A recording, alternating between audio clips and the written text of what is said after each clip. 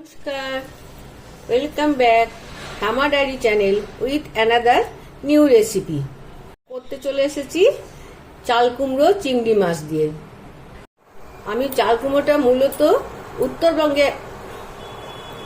উত্তরবঙ্গে আমার এক মাসিমা বাড়ি গিয়ে খেয়েছিলাম, তার থেকে শিখে এসে এটা আমি আপনাদের সঙ্গে শেয়ার করছি। আমার ভীষণ ভালো লেগেছিল রেসিপিটা একেবারেই অন্য ধরনের। আমি চাল কুমড়োটা দেখুন নুন হলুদ মাখিয়ে এখানে ভাপাতে বসিয়ে দিয়েছি একটা কড়াইয়ে।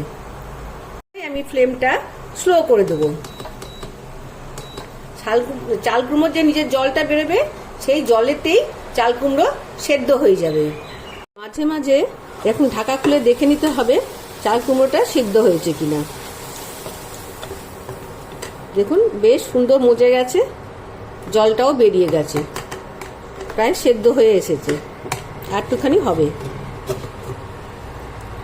ওদিকে সব গুছিয়ে নিই, আয়োজনগুলো সব কমপ্লিট করে নিই। আমি এখানে চাল কুমড়োর জন্য নিয়ে নিয়েছি চিংড়ি মাছ।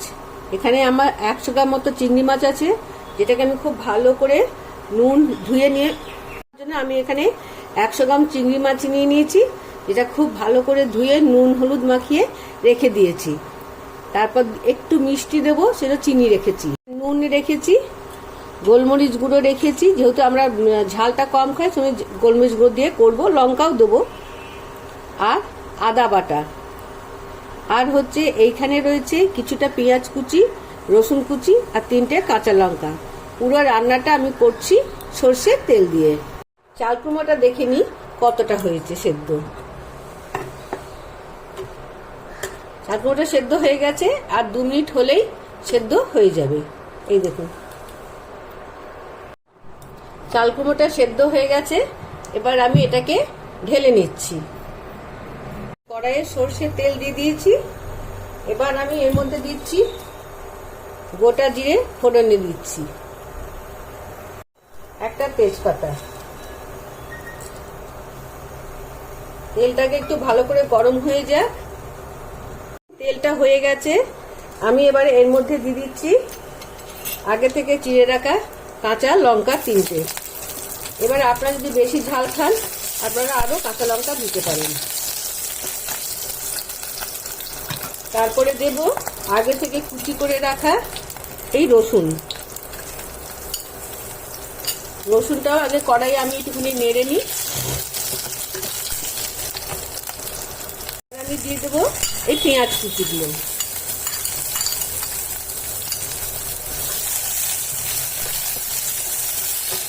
এগুলো একটু অল্প করে ভেজে নেবো। এই সময় ফ্লেমটা আমি একটুখানি কমিয়ে দিচ্ছি।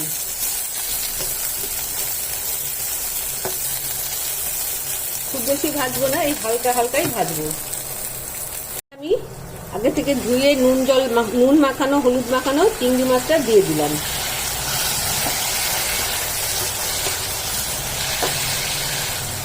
চিংড়ি মাছটাকে একটু নেড়ে নিই। বেশি ভাজা যাবে না, কারণ চিংড়ি মাছ বেশি ভাজলে আবার রেসিপি মতন শক্ত হয়ে যায়। এবার এর মধ্যে আমি দিয়ে দিচ্ছি 1 চামচ আদা বাটা। আদা বাটা দিয়ে আবার খুব ভালো করে চিংড়ি মাছটা আমি নাড়িয়ে নিচ্ছি। দেখুন চিংড়ি মাছটা মোটামুটি ভাজা হয়েছে, আর বেশি ভাজবো না। এবার আমি এর মধ্যে দিয়ে দিচ্ছি আগে থেকে ভাপানো চাল কুমড়োটা।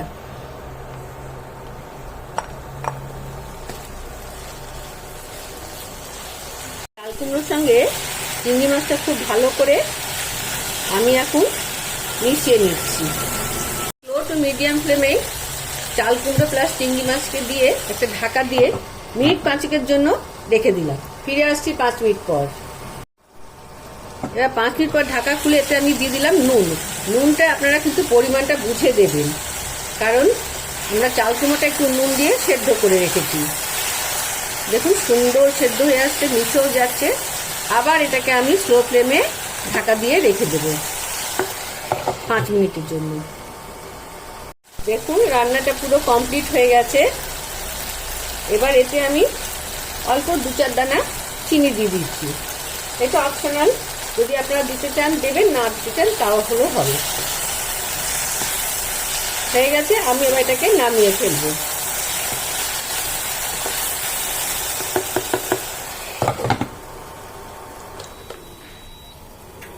আমার চাল কুমড়ো চিংড়ি। দেখতে তো খুবই সুন্দর হয়েছে, নিশ্চয়ই খুব ভালো হবে। খেয়ে আপনাদের সঙ্গে শেয়ার করছি যে কেমন লাগলো। আমার রান্নাটিকে পছন্দ হয়ে থাকে তাহলে প্লিজ একটা লাইক করবেন, শেয়ার করবেন এবং কমেন্ট করে জানাবেন আপনারা যে কেমন লাগলো। আমার চ্যানেলটিকে সাবস্ক্রাইব করে পাশে রাখা বেল আইকনটিকে